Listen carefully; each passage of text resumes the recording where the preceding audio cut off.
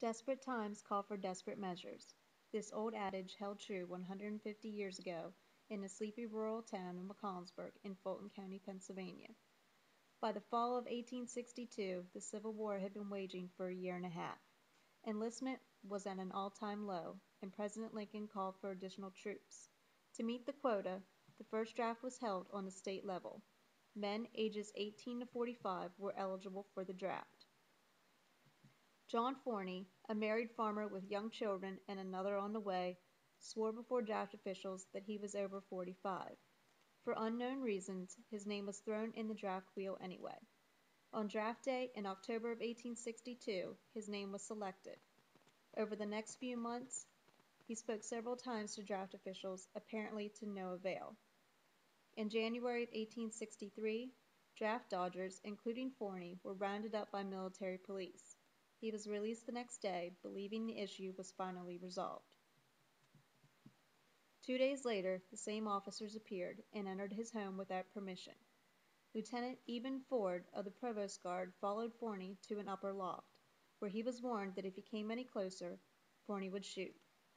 Fearing for the safety of his family and himself, he did what anyone would do when faced with an intruder. Ford did not heed the warning and was shot. Ford was taken to the Fulton house in McConnellsburg, where he would die 3 weeks later.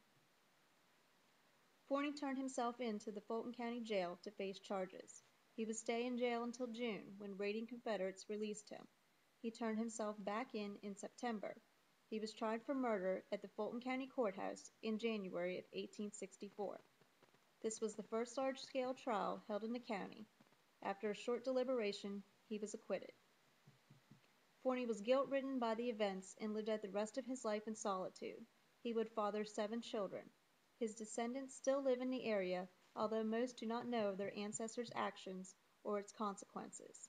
But desperate times call for desperate measures, and Forney felt compelled to protect his family and himself. Any of us could sympathize with his actions.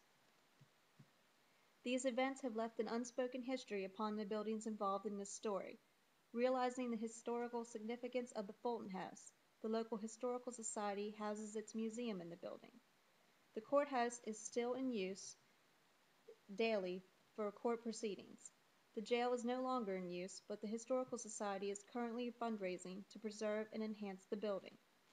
Forney's homestead no longer stands. All that physically remains of Forney and his story is his tombstone and his legacy through his descendants.